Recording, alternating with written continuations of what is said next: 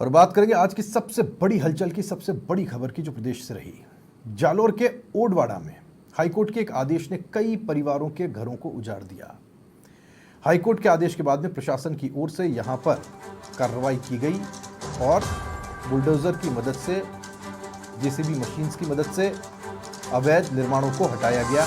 कार्रवाई के दौरान ग्रामीणों के हंगामा करने पर पुलिस ने लाठियां भी चलाईं। ऐसी परिस्थिति भी बन गई। कोर्ट का आदेश है, उसे पूरा करना जरूरी था और जिनके घर थे वो ऐसा होने नहीं देना चाहते थे।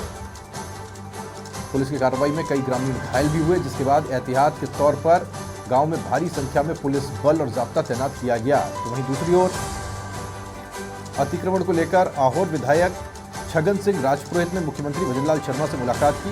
इसके बाद सीएम भजनलाल शर्मा ने लोगों के हित में कानूनी लड़ाई लड़ने का आश्वासन दिया, यानी कि अब इन लोगों के तरफ से कानूनी लड़ाई सरकार की तरफ से सहायता देते हुए लड़ी जाएगी। अब वो कैसे लड़ी जाएगी ये थोड़ा समझना मुश्किल है, पर लड़ने की कोशिश होगी और इनकी सहायता कुछ कैसे की जा सकती है, इसे लेकर के आश्वासन मुख्यमंत्री की तरफ से आया है।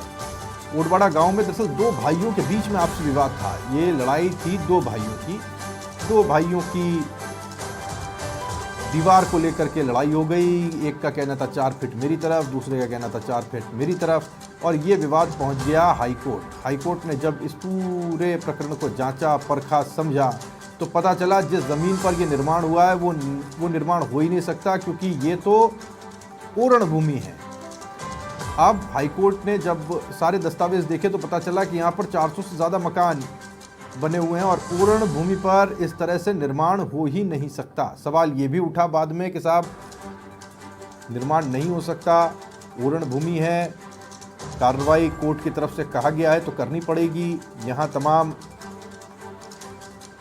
पुलिस का जाब्ता पहुंचता और फिर ये कार्रवाई शुरू की जाती है। मुख्यमंत्री भजनलाल शर्मा से भी मुलाकात इसे लेकर के हुई है, जो आप तस्वीरें देख पा रहे हैं, और मुख्यमंत्री भजनलाल शर्मा का ये आश्वासन है कि वो इस पूरे मामले को देखते हुए, गंभीरता से लेते हुए किस तरह से मदद की जा सकती है कानूनी तौर पर वो करने की कोशिश करेंगे। लेकिन इस बीच 400 मकानों में से एक बड़ी संख्या उन मकानों की थी जिनकी तरफ से पहले ही हाईकोर्ट जाकर के स्टे ले लिया गया था, लेकिन 150 ऐसे मकान हैं वहाँ पर जिनके ऊपर कार्रवाई की गई और उन्हें तोड़ा गया।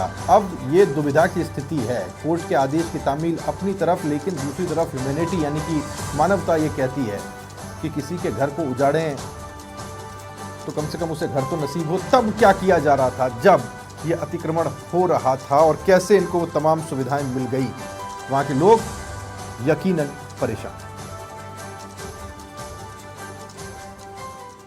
आज आहोर उपखंड में ओडवाड़ा गांव में जो माननीय उच्च न्यायालय जोधपुर के बीबी सिविल रिट पिटिशन की जो पालना है, माननीय न्यायालय की पालना में आज हम अतिक्रमण हटाने के लिए आए हैं।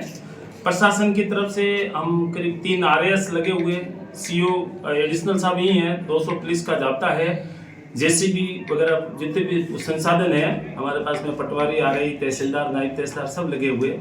हमारे ये जो 20 तारीख की पेशी है माननीय न्यायालय में, तो न्यायालय को ये इस कोर्ट की पालना करके हमको प्रस्तुत करनी है। और खबर पर ज्यादा जानकारी के साथ में भरत पुरोहित, समाचार प्लस संवाददाता, हमारे साथ सीधे जुड़े हुए हैं। भरत का रुख करते हैं। भरत, सबसे पहले तो बताइए कि फिलहाल स्थिति क्या है पश्चिमी राजस्थान में? इस वक्त जालोर में हल्का हल्का उजाला है, लेकिन उन घरों में उजाला है या नहीं है, ये थोड़ा समझाने की कोशिश कीजिए। आज की रात वो काटेंगे कहाँ, ये भी बहुत बड़ा सवाल है। क्या कुछ आप देख पा रहे हैं? बिल्कुल, मैं आपको बताना चाहूंगा कि जालोर के ओडवाड़ा गांव की स्थिति काफी गंभीर है और कई परिवार ऐसे हैं जो आज रात बितानी उनके लिए बड़ी कठिनाई वाली होगी और रात को चैन से नींद नहीं ले पाएंगे। इतनी बड़ी भयंकर समस्या बनी हुई है।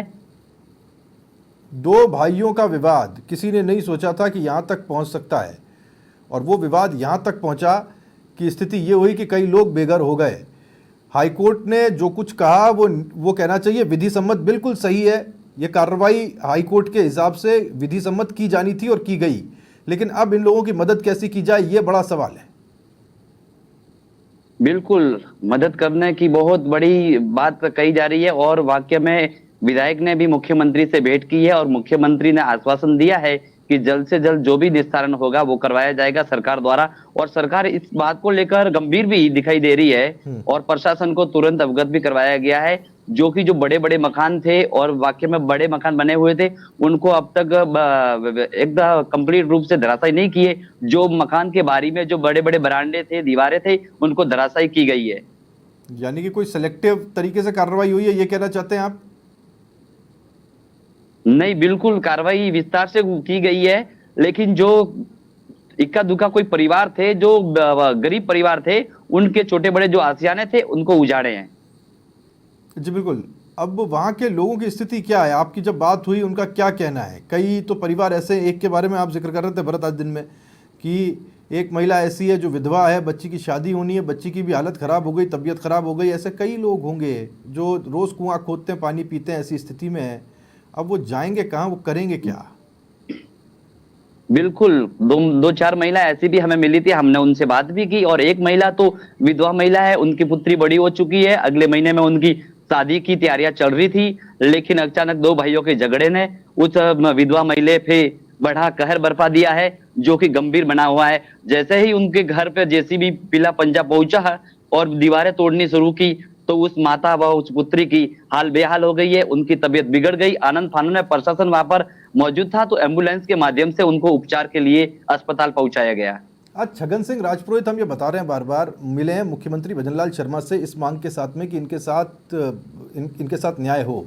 मुख्यमंत्री की तरफ से ये कहा गया है कि जो भी विधिक सहायता उनकी तरफ से मिल सकती है, सरकार की तरफ से मिल सकती है, वो दी जाएगी, वो किया जाएगा। जी, लेकिन मैं एक बात बताना चाहूंगा, अब ये पिछले 4 महीने पहले भी ये हाईकोर्ट ने आदेश जारी किया था, जिसको लेकर ग्रामीण व विधायक व पूर्व विधायक भी उन दोनों भाइयों से मिले थे। उन भाइयों से मिलके आपसी समझौतों के लेके उन्होंने कुछ कलेक्टर को ज्ञापन भी दिया था। उसके बाद में ये मामला शांत पड़ा था, लेकिन वापिस ये मामला उपज गया है और हाईकोर्ट के आदेश पर पूरे गाँव के ऊपर रडार छाई हुई है। जी, आप रहिएगा हमारे साथ भरत। इस वक्त हितेश त्रिवेदी साहब तहसीलदार हैं, हमारे साथ जुड़ गए, मैं उनसे बात करने की कोशिश करता हूँ। हितेश जी, बहुत स्वागत है आपका। इतने सारे लोगों के आशियाने हैं, घर हैं, हमने देखा बहुत गरीब लोग हैं जो यहाँ पर हैं। कोर्ट का आदेश है, कार्रवाई की जानी है, वो विधि सम्मत घर नहीं बने हैं तो उस पर कार्रवाई होनी है। लेकिन इस बीच ये लोग अब रात कहाँ बिताएंगे? आपके पास क्या जानकारी है, क्या परिस्थिति है वहाँ की? थोड़ा सा अवगत करवाएं, सरकार किस नजरिए से देखी? मैं आपकी जानकारी के लिए बता देता हूँ। पूर्व में सन 2021 में 4324 डीबी सिविल रिट पिटीशन दायर की गई थी माननीय उच्च न्यायालय जोधपुर में। प्रार्थी मुकेश वल्द मूलचंद, पुरोहित, निवासी ओडवाड़ा।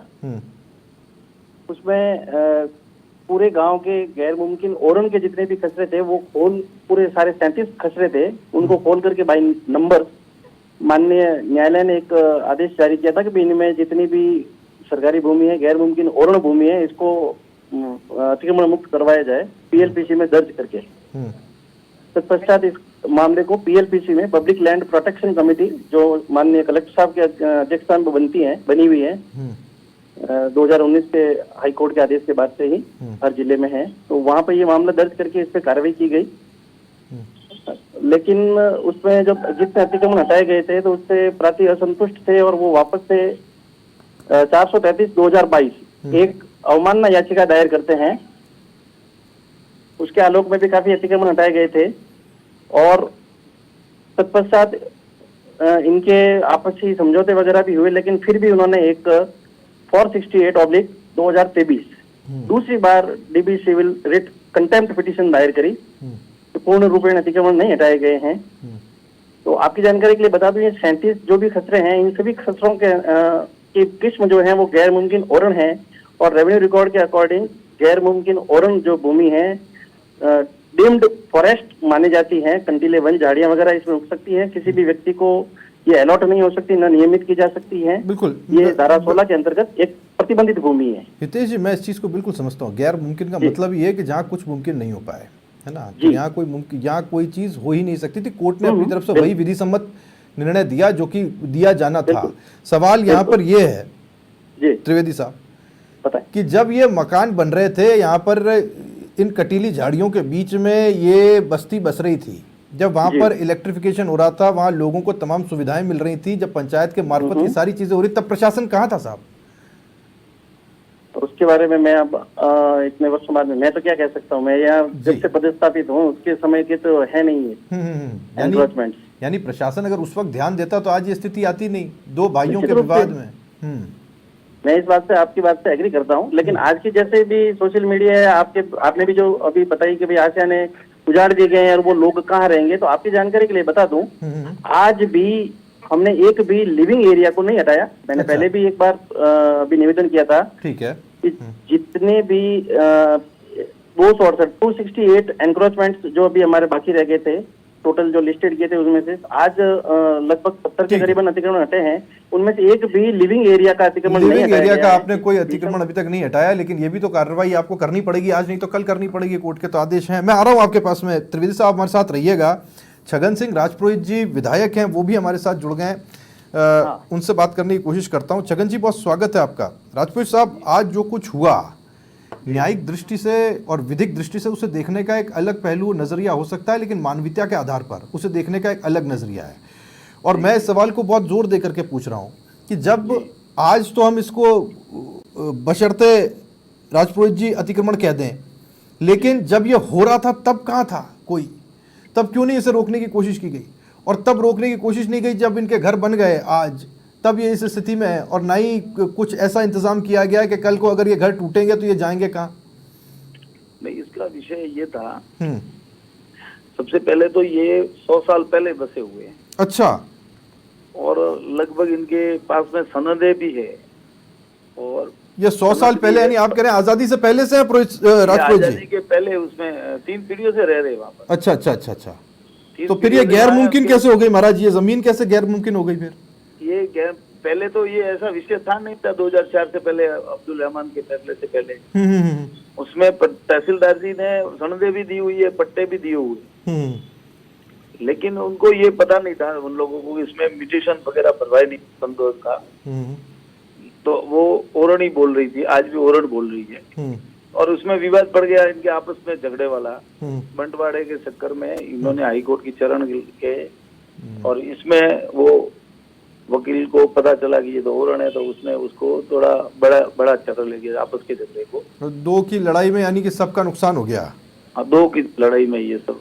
ठीक है। राजपुरोहित साहब थोड़ा बताइएगा, मुख्यमंत्री साहब से भी आपकी मुलाकात हुई, जो विधिक सहायता हो सकती मुख्यमंत्री है? से हमने बात की, सब चर्चा की, इतने साल से यहाँ रह रहे, तो हमारे मुख्यमंत्री संवेदनशील है। उससे पहले 2021 में जब मामला उछला था, तब भी मैंने विधानसभा में भी विषय रखा था, उस समय उन्होंने ध्यान नहीं दिया। हम लोगों ने हाथ जोड़ इनको लड़ाई झगड़े को आगे से आगे, फिर उन्होंने डीबी बेंच लगे, लेकिन आज मुख्यमंत्री जी ने हमें सकारात्मक जवाब दिया है। उन्होंने कहा कि हम सरकार की तरफ से इसको जवाब देंगे और उसका फाइल मंगवा के उसका उचित क्या हो सकता है इसमें, अगर ओरण की जमीन है तो, अगर कहीं इसमें शिवाय शक्ति कोई जमीन पड़ी है तो उसको ओरण में करके कैसे कर सकते हैं, उसके लिए उन्होंने अधिकारियों से बात की है। ठीक है, यानी कि उनकी तरफ से सकारात्मक पहल की गई है, और ये ठीक है, ये बहुत अच्छा कदम है कि एक कम से कम मानवता की दृष्टि से इस चीज़ को बहुत पॉजिटिवली लिया गया और इस पर संज्ञान लिया गया। लेकिन राजपुरोहित साहब, सबसे बड़ा डर जिस चीज़ का है वो ये है, अभी तहसीलदार साहब हैं हितेश त्रिवेदी जी, वो हमारे साथ, उन्होंने कहा अभी तक हमने किसी लिविंग एरिया को डिस्ट्रॉय नहीं किया है, किसी को भी डिमोलिश नहीं किया, हमने सिर्फ वो जो बाहर के आंगन है या दीवारें हैं उनको तोड़ा है। पर आज नहीं तो कल ये कार्रवाई तो राजपुरोहित साहब करनी पड़ेगी, कोर्ट ने ऐसे आदेश दे दिए। हम लोगों ने हाई कोर्ट की चरण ले ली है, स्टे भी ला रहे, आधे 20 लोगों की ली है।